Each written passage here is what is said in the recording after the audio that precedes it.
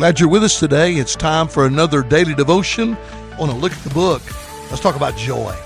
I must confess that I'm a very nervous person when it comes to doctors and hospitals. Invasive things such as needles, scalpels, and IV bags really bother me, especially when it's happening to me. So you can imagine my anxiety when I was preparing to undergo surgery for the first time in 60 years. As I was being prepped, my wife and son stood around my bed. I was tense as the minutes passed and surgery grew near.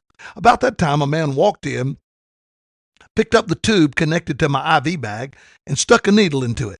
He smiled and said, "This is your I'm glad to be here juice." Well, I don't know what was in that juice, but it sure worked. In fact, that man's words were the last words I heard until a nurse gently shook me and said, "Mr. Corum, you can wake up. It's all over." They tell me that I was singing in the recovery room while I was asleep. Now, I don't know what was in that juice, but it was amazing. It suddenly occurred to me that I'd like to take some of that juice and call it joy juice and stick it in a few of the dead churches that I preach in from time to time. But the truth is, believers don't need some kind of chemical juice to be happy. The Bible tells us that we have supernatural living water from the wells of salvation. The 12th chapter of Isaiah is only about 5 verses or 6, but it's wonderful.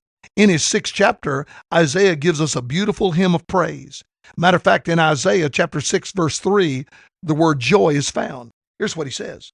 Isaiah 12, chapter 3 says, "Therefore with joy you will draw water from the wells of salvation." That word joy, of course, means to be cheerful and rejoice. Then the prophet encourages us to praise him in verse 4, to sing in verse 5, and in verse 6, he closes by saying, "Shout and cry out to the Lord, your mighty God." How's your joy level today? If it's empty, I've got some good news. You can lower your bucket into the well of salvation. It is a well that never runs dry.